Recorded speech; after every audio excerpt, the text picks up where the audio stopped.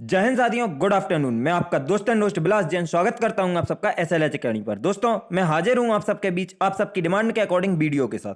दोस्तों, बहुत से स्टूडेंट्स ने बोला था कि एसएससी सीएचएसएल के एग्जाम एनालिसिस में पूछे गए क्वेश्चंस पर वीडियो बनाई जाए, तो हम उस सीरीज को आगे बढ़ाते हुए कल आपको मैंने बताया था 15 अप्रैल के तीनों शिफ्टों के पूछे गए सीएचएसएल के मुख्य एग्जाम, और आज बताऊंगा मैं आपको 16 अप्रैल की पहली शिफ्ट में पूछे गए प्रमुख क्वेश्चंस को। तो दोस्तों, आज की इस वीडियो में हम 25 प्रमुख क्वेश्चंस, इंपॉर्टेंट क्वेश्चंस डिस्कस करेंगे, और प्लीज आप लोग वीडियो को अंत तक बिना स्किप किए पूरा मन लगाकर देखें। और अगर आपको वीडियो पसंद आए, इंफॉर्मेटिव लगे, तो प्लीज वीडियो को लाइक करना, कमेंट करना, शेयर करना और चैनल को सब्सक्राइब करना बिल्कुल भी ना भूलना। अब आपका ज्यादा समय ना लेते हुए देखते हैं आज का पहला प्रश्न। आज का पहला प्रश्न है, राज्य के नीति निर्देशक सिद्धांत कहां से लिए गए हैं? तो दोस्तों, आपको बता दें, राज्य के नीति निर्देशक सिद्धांत आयरलैंड के संविधान से लिए गए हैं तथा इनका वर्णन भारत के संविधान में भाग 4 में पूछने को मिलता है। दोस्तों, इनका वर्णन भी आप बहुत अच्छे से याद रखें, क्योंकि कल यही हुआ है कि आपसे सबसे पहले पूछा गया है फर्स्ट शिफ्ट में कि भारत के संविधान में मौलिक अधिकार कहां से लिए गए हैं, जिसका आंसर था यूएसए। और शाम की शिफ्ट में पूछ लिया गया कि मौलिक अधिकारों का वर्णन कहां मिलता है, जिसका आंसर था भाग 3 में अनुच्छेद 12 से अनुच्छेद 35 तक। तो दोस्तों, बहुत अच्छे से ध्यान रखें। देखते हैं आज का अगला प्रश्न। आज का अगला प्रश्न है,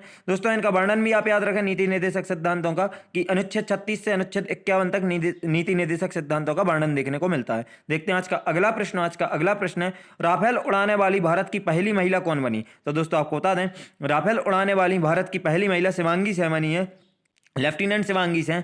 और दोस्तों, यह भारत में अभी तक 11 राफेल विमान आ चुके हैं, जो कि फ्रांस से खरीदे जा रहे हैं। दोस्तों, अनहोनी मिग 21 को उड़ाने का भी गौरव हासिल किया है किन्होंने? शिवांगी सिंह ने। और फ्लाइट लेफ्टिनेंट शिवांगी सिंह वाराणसी की रहने वाली हैं, और यह जल्द ही अंबाला में 17 गोल्ड एरा स्क्वाड्रन दल अंदर में शामिल होंगे। तो दोस्तों, इनके दल का भी नाम याद रखें कि अंबाला में 17 गोल्ड एरा स्क्वाड्रन दल में यह शामिल होंगी। देखते हैं आज का अगला प्रश्न। आज का अगला प्रश्न है, दुनिया में सबसे ज्यादा देखे जाने वाला टीवी सीरियल कौन सा है? तो दोस्तों, याद रखें, दुनिया में सबसे ज्यादा देखे जाने वाला टीवी सीरियल रामायण है। और दोस्तों, इसके अगर रचनाकार का आपसे नाम पूछा जाए या निर्मित किसने किया है, तो रामानंद सागर द्वारा निर्मित किया गया है रामायण को। देखते हैं आज का अगला प्रश्न। आज का अगला प्रश्न है, वास्को डी गामा भारत कब आया था? तो दोस्तों, आपको याद होना चाहिए कि वास्को डी गामा भारत सन 1498 में आया था, और यह तारीख पूछे तो 20 मई 1498 में वास्को डी गामा भारत आया था। अगर यह पूछे कि भारत के वह किस बंदरगाह पर उतरा था, तो कालीकट बंदरगाह पर उतरा था। और उसका अगर देश का नाम पूछ लिया जाए कि किस देश से संबंधित था,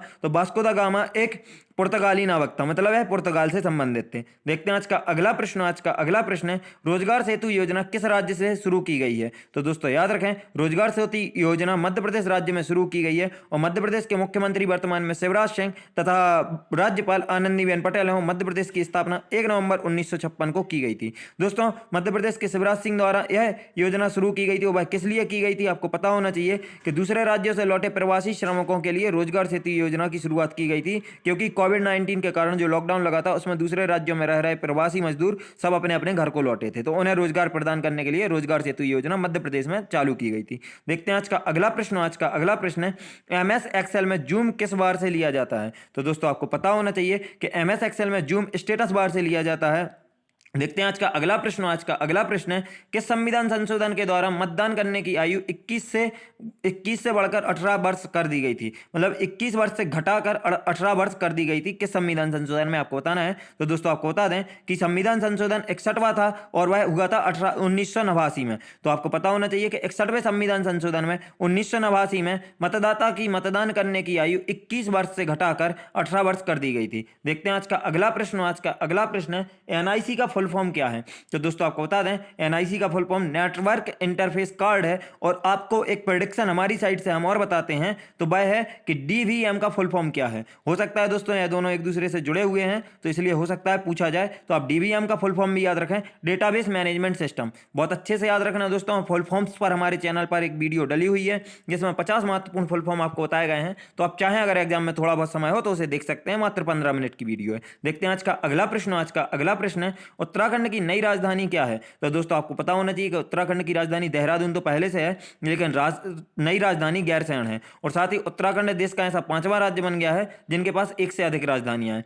तो आपको यह भी पता होना चाहिए, वैसे मेनली तो हर राज्य की एक ही राजधानी होती है, लेकिन भारत में 5 ऐसे राज्य हैं जिनकी 2 राजधानियां हैं। देखते हैं, एक से अधिक राजधानियां हैं दोस्तों, 2 क्या मतलब वो नहीं है, क्योंकि देखते हैं आज का अगला प्रश्न। आज का अगला प्रश्न है, त्रिपुरा के राज्यपाल कौन है? तो दोस्तों आपको पता होना चाहिए कि त्रिपुरा के राज्यपाल वर्तमान में रमेश व्यास हैं तथा त्रिपुरा के राज्यपाल श्री रमेश व्यास और मुख्यमंत्री बिप्लव कुमार हैं। दोस्तों देखते हैं आज का अगला प्रश्न। आज का अगला प्रश्न है, इंडियन प्रीमियर लीग 2021 सीजन का टाइटल प्रोजेक्ट किसे बनाया गया है? तो दोस्तों आपको बता दें, इंडियन प्रीमियर लीग 2021 सीजन का टाइटल प्रोजेक्ट वीवो को बनाया गया है। दोस्तों आपको बता दें, इंडियन प्रीमियर लीग 2021 सीजन का टाइटल प्रोजेक्ट वीवो को दिया गया है। साथ ही अगर आपसे पूछा जाए कि इंडियन प्रीमियर लीग की शुरुआत कब की गई थी, तो वर्ष 2008 में की गई थी। और कल ही आपसे पूछा गया था कि इंडियन प्रीमियर लीग 2020 विजेता कौन है, तो मुंबई इंडियंस थी। और वीवो कंपनी के सीईओ बता दें आपको दोस्तों, तो वीवो कंपनी के सीईओ वर्तमान में सैन वेई हैं। देखते हैं आज का अगला प्रश्न। आज का अगला प्रश्न है, फांसी की सजा पाने वाली स्वतंत्र भारत की पहली महिला कौन बनी है? तो दोस्तों आपको बता दें, फांसी की सजा पाने वाली स्वतंत्र भारत की पहली महिला यूपी की रहने वाली शबनम बनी है। यूपी के अमरोहा में रहने वाली शबनम आजादी के बाद देश की पहली महिला अपराधी हैं जिन्हें फांसी की सजा दी गई है। तो दोस्तों याद रखें, भारत की आजादी के बाद से किसी भी महिला को फांसी की सजा नहीं दी गई थी, लेकिन विगत कुछ दिनों पहले शबनम को, यूपी के अमरोहा में रहने वाली शबनम को जब फांसी की सजा दी गई तो यह रिकॉर्ड टूट गया कि भारत की आजादी की स्वतंत्रता के बाद पहली महिला कौन बनी जिन्हें फांसी की सजा दी गई, तो वह है शबनम। देखते हैं आज का अगला प्रश्न। आज का अगला प्रश्न, भारत में पहली राष्ट्रीय जनसंख्या नीति कब लागू की गई थी? तो दोस्तों आपको बता दें, भारत में पहली राष्ट्रीय जनसंख्या नीति वर्ष 1976 में लागू की गई थी तथा 1981 में जनसंख्या नीति में कुछ संशोधन भी किए गए थे। तो दोस्तों याद रखें, आप इस क्वेश्चन को बहुत अच्छे से, भारत में पहली राष्ट्रीय जनसंख्या नीति 1976 में लागू की गई थी। अगर आपसे पूछा जाए कि जनगणना प्रत्येक कितने वर्षों में होती है, तो आपको पता होना चाहिए प्रत्येक 10 वर्षों में जनगणना होती है। और दोस्तों अगर आपसे जनसंख्या विभाजक वर्ष पूछ लिया जाए तो आप याद रखें 1920-21 जो थी जनगणना हुई थी, वह जनसंख्या विभाजक थी, भारत के इतिहास में सबसे बड़ी।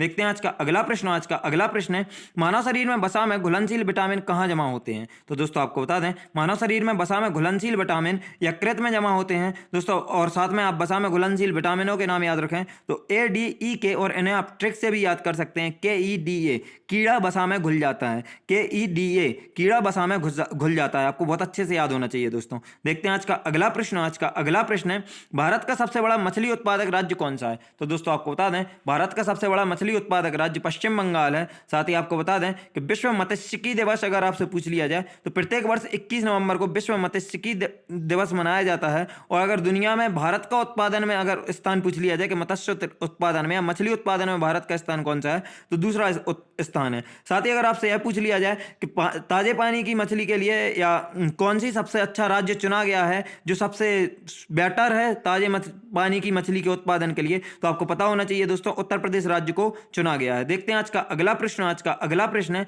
कैमरे में किस प्रकार के लेंस का उपयोग में लाया जाता है? तो दोस्तों आपको बता दें, कैमरे में हमेशा उत्तल लेंस का उपयोग किया जाता है। उत्तल लेंस मतलब कॉन्वेक्स लेंस। और दोस्तों साथ में अगर इससे लेंस से जुड़े हुए 2 प्रश्न और पूछे जा सकते हैं तो आप उन्हें बहुत अच्छे से याद रखें कि निकट दृष्टि दोष में अवतल लेंस का, जबकि दूर दृष्टि दोष में उत्तल लेंस का उपयोग किया जाता है। दोनों पॉइंट्स बहुत महत्वपूर्ण हैं दोस्तों, और यहां से प्रश्न बनने के बहुत ज्यादा चांसेस हैं। तो प्लीज आप लोग ध्यान रखें और बहुत अच्छे से इनको याद रख लें कि निकट दृष्टि दोष में अवतल लेंस और दूर दृष्टि दोष में उत्तल लेंस का उपयोग किया जाता है। देखते हैं आज का अगला प्रश्न। आज का अगला प्रश्न है, 2020 में यूनेस्को ने मध्य प्रदेश के किन 2 शहरों को शामिल किया है? तो दोस्तों आपको बता दें, 2020 में यूनेस्को ने मध्य प्रदेश के ओरछा और ग्वालियर को शामिल किया है। दोस्तों याद रखना, ग्वालियर और ओरछा को मध्य प्रदेश के जो 2 शहर हैं यूनेस्को विश्व विरासत सूची में शामिल किया गया है। और मध्य प्रदेश के अगर आपको मुख्यमंत्री बता दें तो शिवराज सिंह चौहान, राजधानी भोपाल, गवर्नर यानी राज्यपाल आनंदीबेन पटेल, और स्थापना 1 नवंबर 1956 को हुई थी।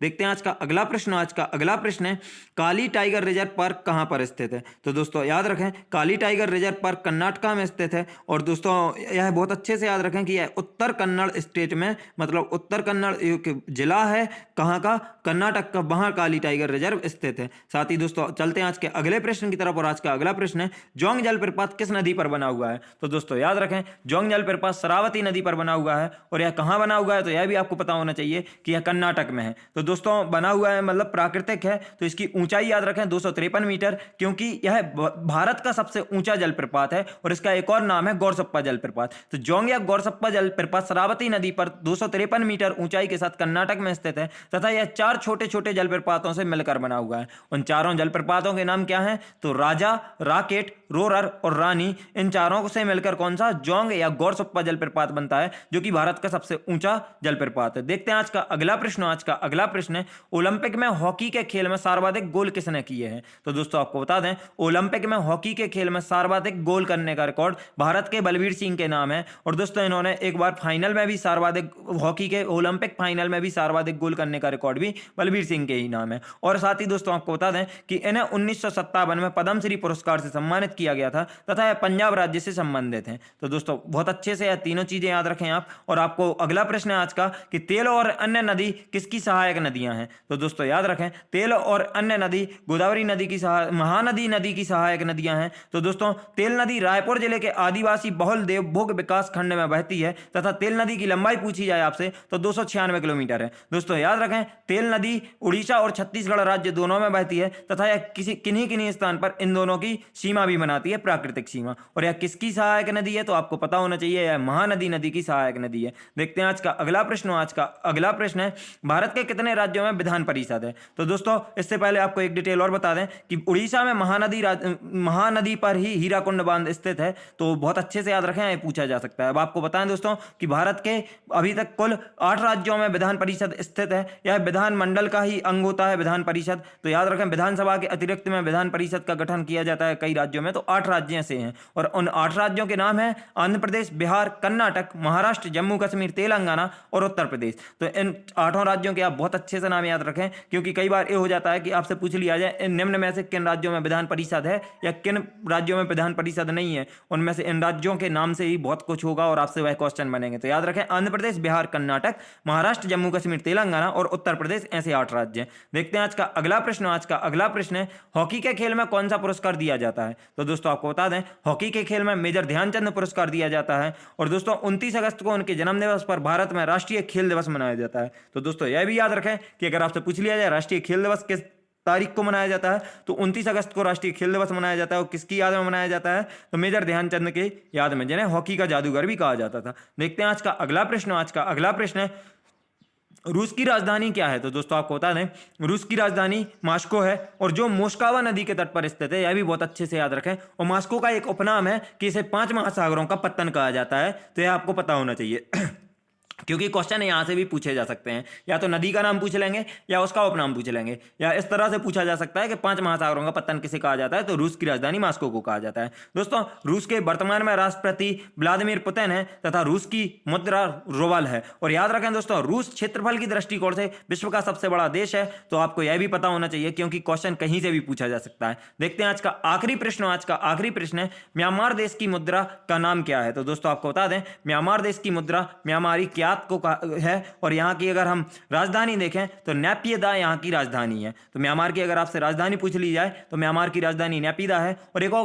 क्वेश्चन बहुत अच्छा बनता है दोस्तों, जो पूछा जा सकता है, बहुत ज्यादा चांस है, तो आप उसको भी याद रखें कि अगर आपसे पूछा जाए कचिन की पहाड़ियां किस देश के साथ भारत की प्राकृतिक सीमा का निर्माण करती हैं, तो आपको पता होना चाहिए कि कचिन की पहाड़ियां म्यांमार देश के साथ भारत की प्राकृतिक सीमा का निर्माण करती हैं। दोस्तों हमारी वीडियो यहीं समाप्त होती है। वीडियो को अंत तक देखने के लिए आप सभी का धन्यवाद। हम आगे भी आपके लिए ऐसे ही क्वेश्चन एनालिसिस की वीडियो लाते रहेंगे, लेकिन आप भी अपना सपोर्ट और सहयोग बनाए रखें, क्योंकि आपका अगर इंटरेस्ट दिखेगा हमें, तो हमें वीडियो बनाने में मजा आएगा। वीडियो को अंत तक देखने के लिए एक बार फिर से धन्यवाद। अगर आपको वीडियो पसंद आई हो तो प्लीज वीडियो को लाइक करें, कमेंट करें, शेयर करें और चैनल को सब्सक्राइब करना बिल्कुल भी ना भूलें। दोस्तों अगर आप हमसे social media platform like Facebook, Instagram, Telegram पर जुड़ना चाहते हैं तो आप हमारी टीम को फॉलो कर सकते हैं डिस्क्रिप्शन बॉक्स से लिंक द्वारा। और अगर आपको इस क्लास की पीडीएफ चाहिए तो आप हमारे टेलीग्राम ग्रुप SLH अकेडमी को ज्वाइन कर सकते हैं। वीडियो को अंत तक देखने के लिए एक बार फिर से धन्यवाद। लाइक शेयर सब्सक्राइब का दोस्तों ध्यान रखें, कमेंट करें और कमेंट करके अपना फीडबैक जरूर दें, अपनी डिमांड जरूर रखें। वीडियो को अंत तक देखने के लिए एक और बार धन्यवाद। जय हिंद, जय भारत, आपका दिन मंगलमय हो।